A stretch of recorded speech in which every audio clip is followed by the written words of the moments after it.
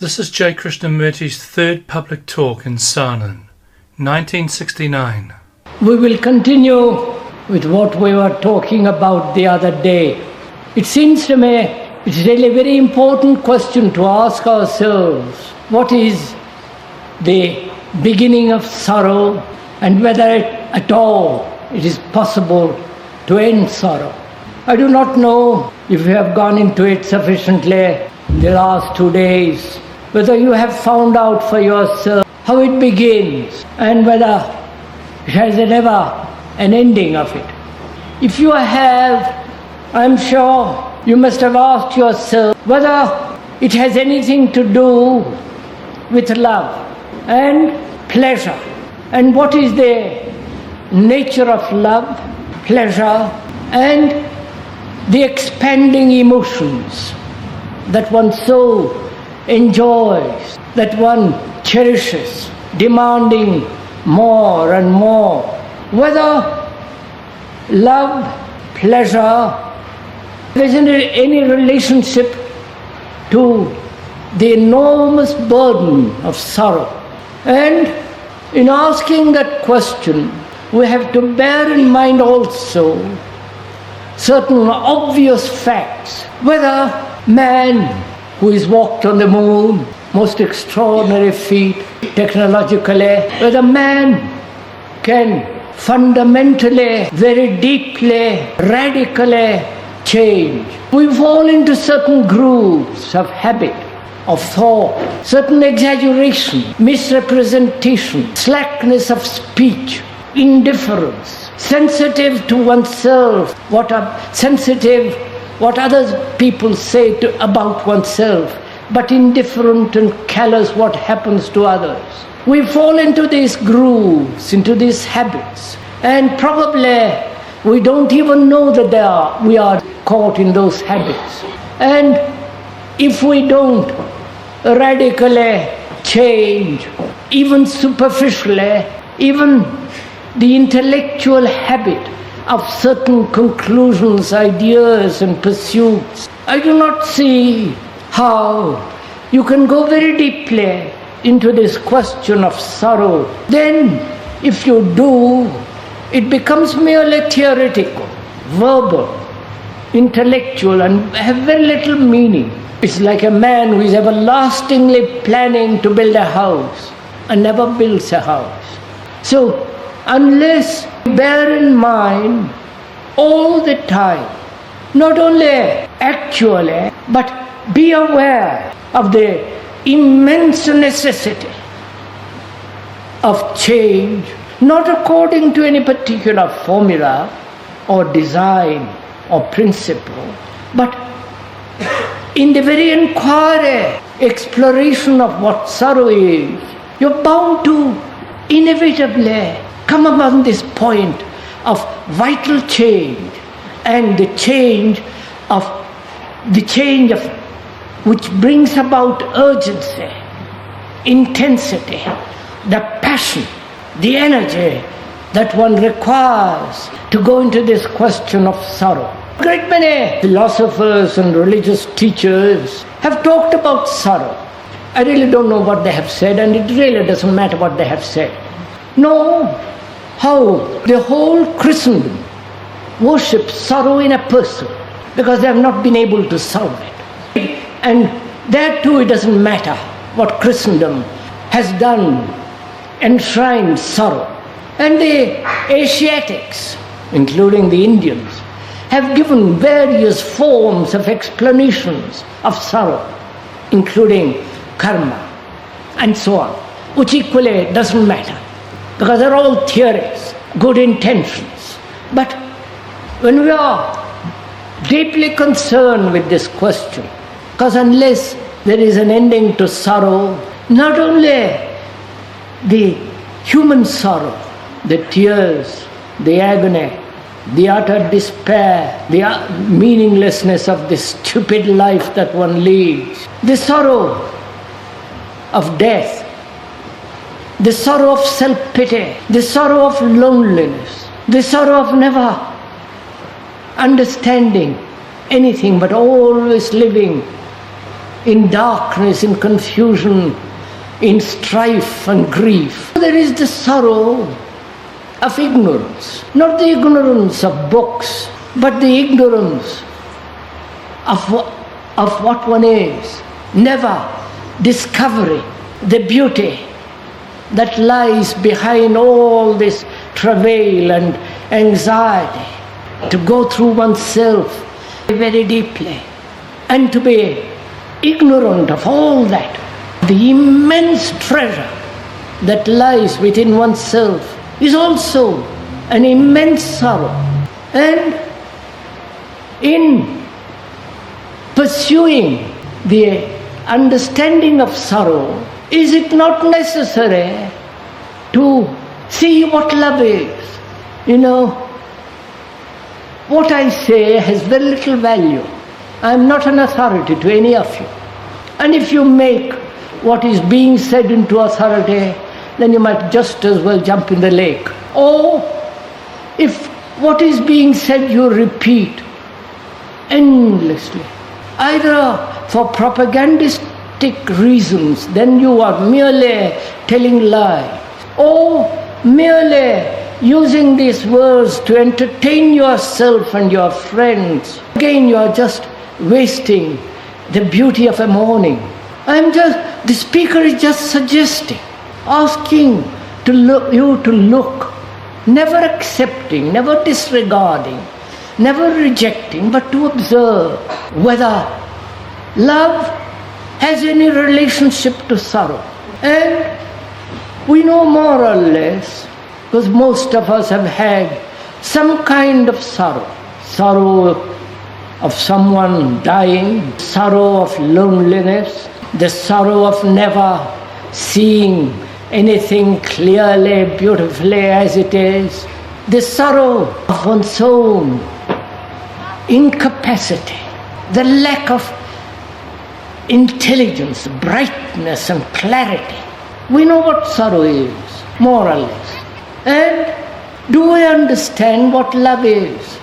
Not the theory of it, not the speculative conclusions about it, not what the religions, the priests, the philosophers, the theologians, the psychologists, all those people have said.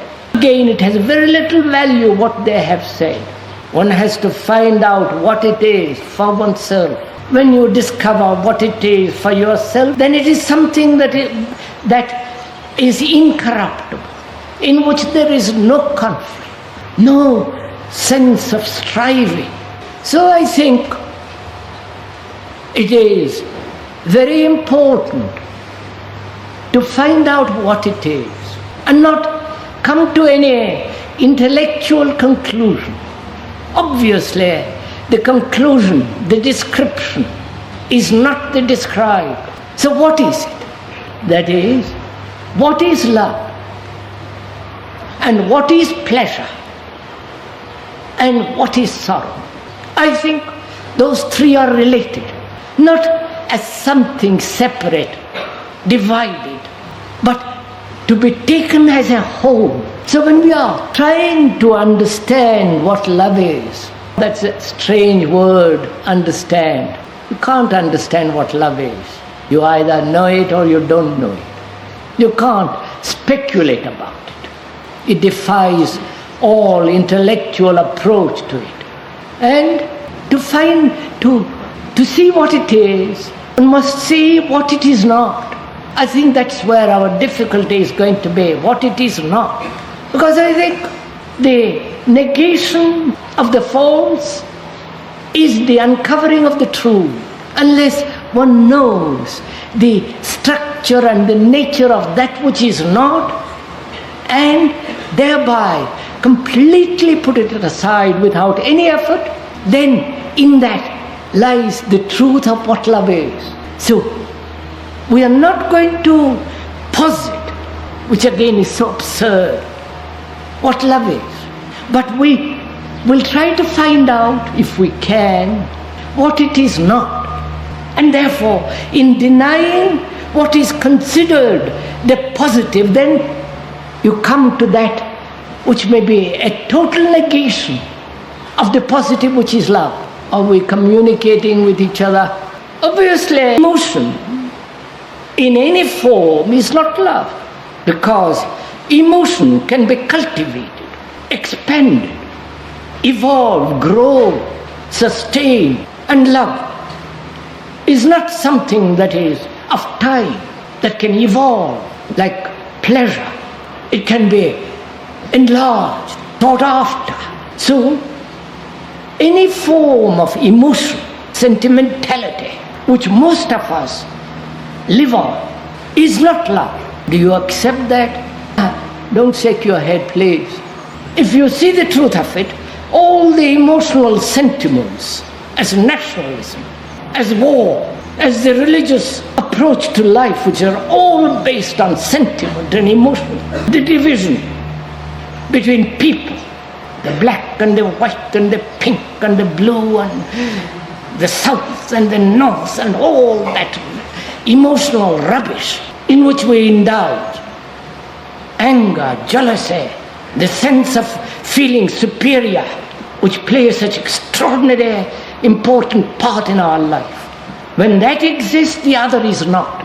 And see how extraordinarily difficult it is to find out, if there is no emotionality at all, what tenderness means, what goodness means, to be kind, to be generous, without any sense of emotion involved in it. And can one live that way? Unless one understands this profoundly, the ending of sorrow is not possible. Because prejudice, opinions, conclusions are our daily bread of like and dislike, grudges. They're all contained in that word emotion, sentiment. And it is the lot of our daily life. I like you and I don't like you, because you have talked against me. And we live like that. And when you understand the depth of this absurd emotional approach to life, do you also banish kindliness, the very quality of concern which is tenderness, the goodness which flowers and that has nothing whatsoever to do with the emotions, with a desire? Is that possible at all in life, to live that way? Always living with facts, without any sense of emotional interpretation of that fact. Do go into it as the speaker is explaining. Look at it. Have the patience. Be involved in it. And you'll find out. And has pleasure anything to do with love? This is a very serious question. Pleasure as a particular temperament in which you're caught. It's my temperament, my way of looking, my approach, and as pleasure, which most of us are seeking continuously. Has it any relationship, any validity where love is concerned? What do you say? Pleasure is part of desire. Please bear in mind, we are not saying you must not have pleasure or you must be desireless, which is absurd. That's what the monks throughout the world have sustained, that you must be without desire, which is, when you go into it, is obviously sheer nonsense. But when you begin to examine the desire and pleasure, have studied the nature and the structure of desire and pleasure, then do you discard pleasure, discard desire, or do you find a totally different way of living in which pleasure doesn't become the most important thing in life? And in understanding what pleasure is, on which all our moral values are based, perhaps you'll have to find out the origin, the beginning of sorrow. You have to find out what the beginning of pleasure is. For most of us, love is associated with sex, or it's the love of humanity. love of truth, love of God. I don't know what all that means. Love of God, what does that mean? First of all, do you know what God is? Or is it just an idea? It's 2,000 or 10,000 years of propaganda has conditioned. The communists say don't talk such rubbish because they are conditioned that way. And what is pleasure? Why is it so important in our lives? Associated with sex, which is called, this pleasure is called love. Pleasure takes so many forms. There are the minor pleasures, looking at a tree, watching when you're sitting in a restaurant, people pass by, especially if you're young, watching the girls, or talking about others. If you go a little deeper, pleasure is the demand for more experience, because our life is so empty of rich experiences, whatever the rich experiences are. We have got used to so many experiences, and therefore we turn to something which we call transcendental experience, which is another supreme form of pleasure. Therefore you take drugs, destroying your sensitivity, your brain, your body, in the demand for wider, deeper experiences. Perhaps we shall go into that when we talk about meditation. And there is the pleasure of seeking, searching, wanting to find out what truth is, as though a petty little mind full of pleasure, anger, bitterness, exaggeration. Can such a mind, can it ever seek truth? And yet, in the assertion that one is seeking truth, there is a great pleasure in it. There is the sexual pleasure, which you all know. And has that got to do anything with love? Pleasure demands possession. My house, my wife, my family, my country, my God, my beliefs. Pleasure not only cultivates possessiveness but also dependency. Please follow all this. I depend on my wife to give me pleasure, or the girl or the boy or God knows what else. I live in that emotional state which I call love, which I defend. And you may be tender in your sexual relationships and limit your tenderness only there in the bedroom or in the house, in the family. And you're not tender outside it, in your office, in your assertions. When you kill an animal to eat, are you tender?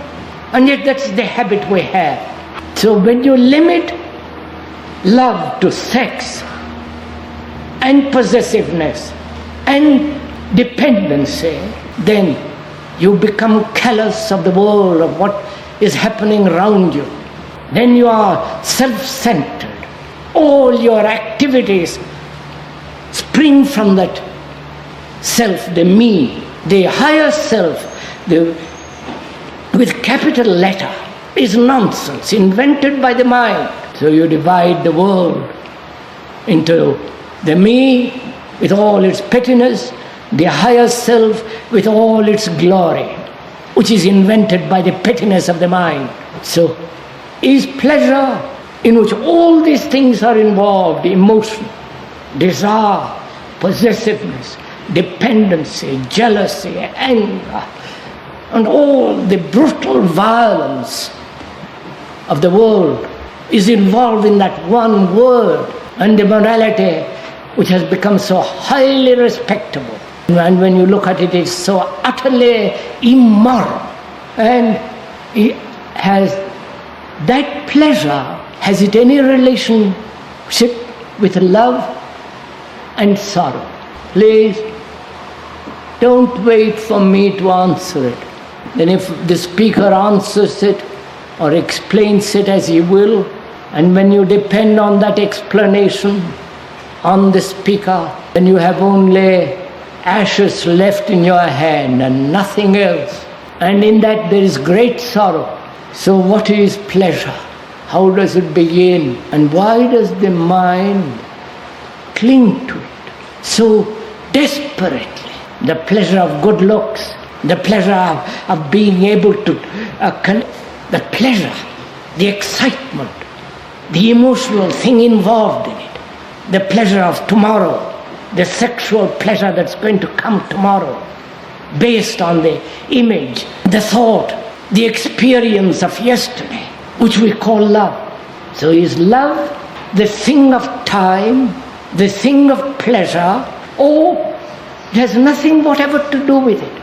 And when one understands, when there is this quality of love, then pleasure has quite a different meaning.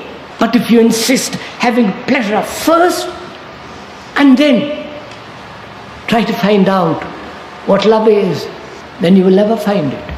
Because you are then giving emphasis that leads to great confusion, great misery. Because pleasure is part of fear. It's the other side of the coin. While the mind pursues pleasure, also inviting pain. Isn't that obvious? I want sexual pleasure tomorrow, and I depend on it. I must have it. And the person with whom you have it may turn against you. Then there is pain, anxiety. Therefore you must possess that person. It's yours, legally, morally, respectably. And there is always this shadow of pain, which is fear. We all know this, don't we? No, this is our daily business. But we have never gone into it. We accept it. We have never looked into it. We have never given our heart to understand the meaning of all this. We just live on the surface, which becomes another habit. So we don't know what it means to be serious, except to have a long face and grow whatever you do to be serious. Play with words, quote some authority, and you think that's awfully serious. So where there is pleasure, there is pain and fear. So has pain and fear anything to do with love? Jealousy, anxiety, the sense of domination. These are all emotional things. Has all that any relationship with that thing which we call love? If one has not really deeply gone into it, you are saying, I love somebody, has no meaning whatsoever. Because you will not brook any interference, you will not have anybody touch that which you have, which you possess, which gives you pleasure. It's yours. And therefore look what is happening. Therefore the younger generation says, well, let's live sexually freely, as though they have solved this problem. But they are still pursuing pleasure. And therefore they are caught in the trap of fear. Right? Is it too hot for you this morning? It's hot at this platform here. Because you say, the speaker takes all this dreadfully seriously. He lives with it day and night. Whereas a person who is not serious, earnest in that sense which we are talking about, is not living. May come to all these meetings year after year, then it will be an entertainment.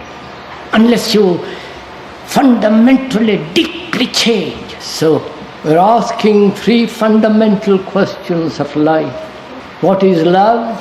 What is pleasure, pain and fear? And what is sorrow? And the ending of sorrow. You must be able to answer this yourself in your heart, not some verbal explanation, and get away with it. Then you do, if you do, you're a hypocrite. And the hypocrite is found out very soon. Is it time? Oh, I'm so sorry. Oh, it doesn't matter, sir. Leave it. No, don't do it. Don't do it. I've got hay fever. So what is the beginning of pleasure? How does it come?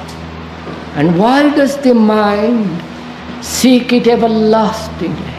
In the name of truth, in the name of morality, in the name of love, in the name of God, in the name of communism, in the name of your king or your beastly little queen or whatever it is. Please do go into it with the speaker. Why does the mind want this thing? From the moment you wake up till you go to sleep, and in sleep also, the dreams, the pleasurable, the painful, all that, the whole of life is based on this. And how does one inquire into this? And who is the entity that is going to inquire, to examine, to probe into this tremendous complex problem of pleasure, pain, love and sorrow. Who is going to explore it? Please do understand this. Is my mind capable of examining it? My mind, which is so prejudiced, so conditioned, which has so many theories, twisted, tortured, can that mind analyze all this? Does the answer lie through analysis? If it doesn't lie through analysis, then how shall the mind grasp this thing? Because it is a tremendously complex thing. Once about, I'll get rid of pleasure, I'll be free of sex, or I will indulge sex, or I will, etc. That would be too childish. What is the nature of observation, which is whole, complete, total, not partial, not fragmented? And when you do look with the fragmented mind, then you cannot possibly see all the complexity of it and to see the whole of it without fragmentation. You understand the question?